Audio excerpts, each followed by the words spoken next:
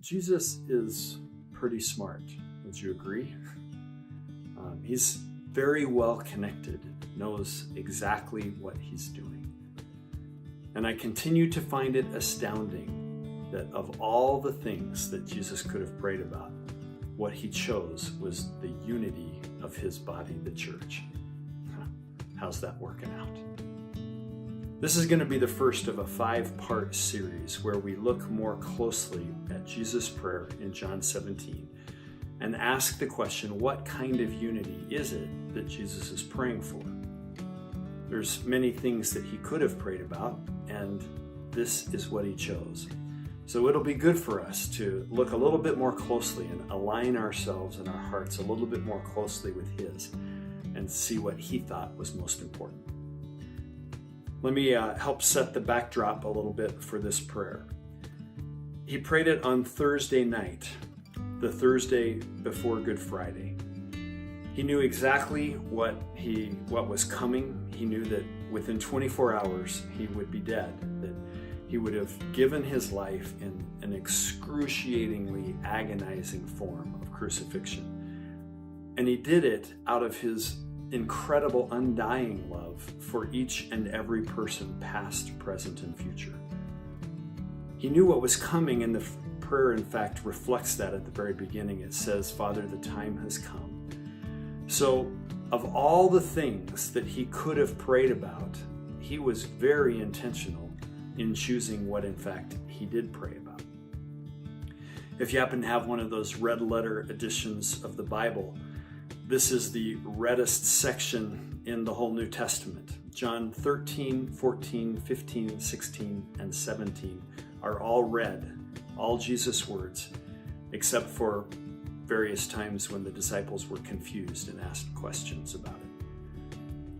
Jesus taught all kinds of things even that very same evening. John 17 is the one that was so critically important that it figuratively drove him to his knees in prayer. So what kind of unity is it that Jesus prayed for? That's the first of our 5 parts.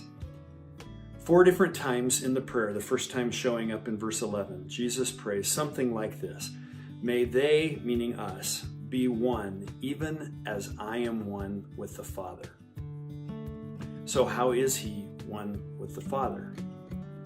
Well, let's ask a question. Where was Jesus when he prayed this prayer? We don't know exactly through science and archaeology where the upper room was. We do know exactly where the Garden of Gethsemane was. And it was somewhere in between there. We can nail it down pretty close where Jesus was when he prayed this prayer. Where was the Father when he prayed it? Well, that's a little harder to answer because the Father is spirit. We typically say he was in heaven, but the Bible would say he was everywhere. So when was it that he prayed this prayer? Well, it was about 30 AD, maybe exactly 30 AD.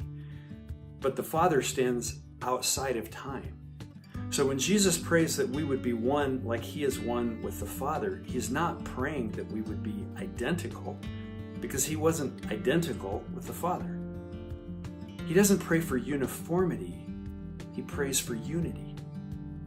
He doesn't want us all to be alike, he wants us all to be aligned. That's what Jesus prayed for. There's a couple of analogies that can help us understand what this looks like a little bit better that we're all very familiar with. Sports teams get this concept, especially the really good ones. My favorite sport is basketball, and so in basketball, you don't want the 5 guys on the court to all have the same skill set. You want your point guard and your shooting guard and your power forward and your center. You want them to have different skill sets. In fact, you want them to be uniquely gifted at their part. But they have to function like a team if they're going to win in any significant way. Music works the same way. Unison is fine, but harmony is a lot more interesting. In fact, I usually use the word harmony when I'm describing Jesus' prayer. It's a better word picture than unity is. A band or an orchestra has incredibly diverse instruments with very different sounds, usually playing different parts. But when they're all under the leadership of one conductor, it's a beautiful ensemble that you get as a result.